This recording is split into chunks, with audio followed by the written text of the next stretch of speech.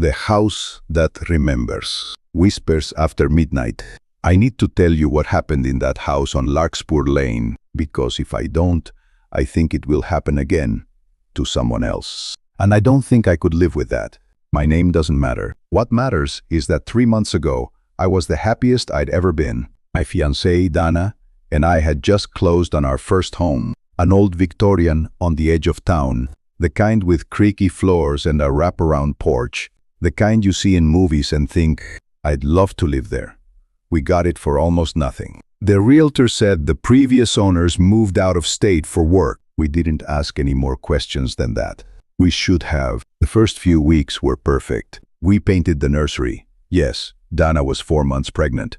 A soft yellow. We stayed up late assembling furniture, laughing about nothing, falling asleep to the sound of wind in the old oak trees outside our window. I remember thinking, this is it. This is the life I wanted. The first strange thing happened on a Tuesday. Small, easy to explain away. I came downstairs for water around 2. I am in and found the pantry door standing wide open, even though I remembered closing it before bed. I didn't think much of it. Old houses settle. Doors don't always latch right. I closed it again and went back to sleep. But it kept happening. Every night, that same door. No matter how many times I checked the latch, tightened the hinge, even wedged a chair against it, by morning it was open again. Dana started noticing things too. She said she heard footsteps on the stairs when I was at work. Slow, deliberate steps, like someone climbing carefully so the wood wouldn't creak. Except it did creak. Every single time. I told her it was probably the house settling, the temperature changing, anything but what I was starting to actually think. Because there was one thing I hadn't told her. One thing I'd found in the attic during our first week, tucked behind an old water heater, that I convinced myself didn't mean anything. It was a child's shoe.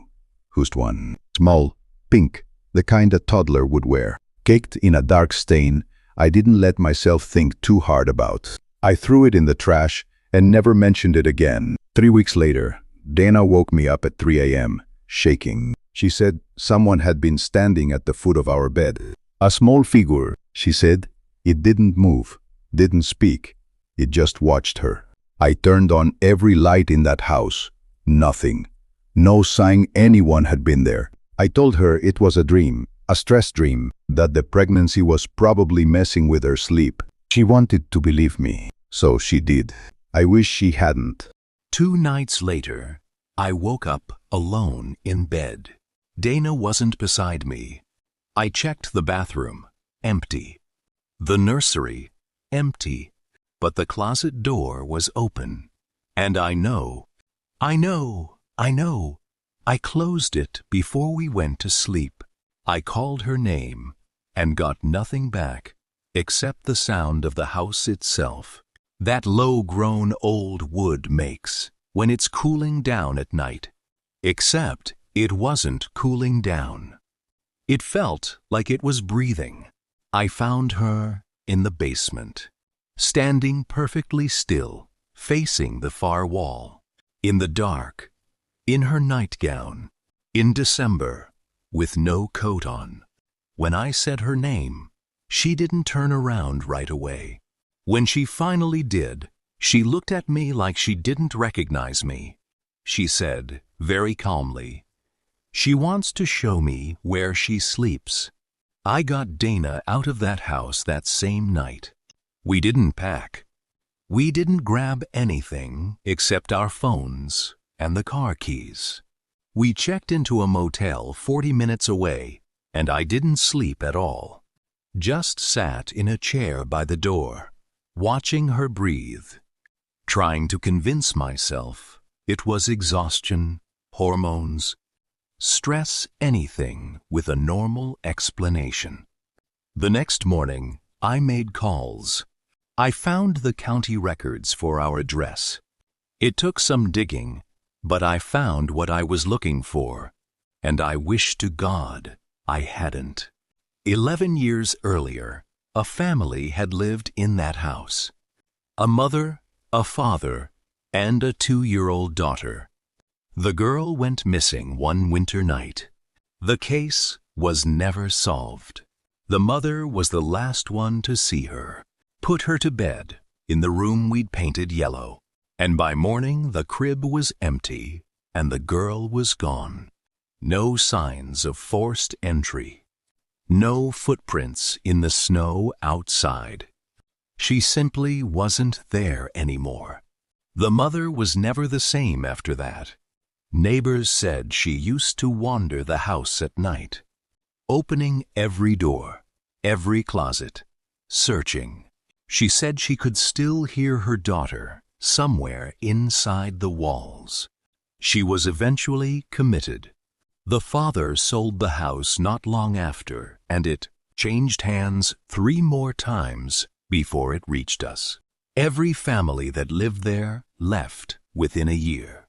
None of them ever said why. We never went back for our things. We let the bank take the house.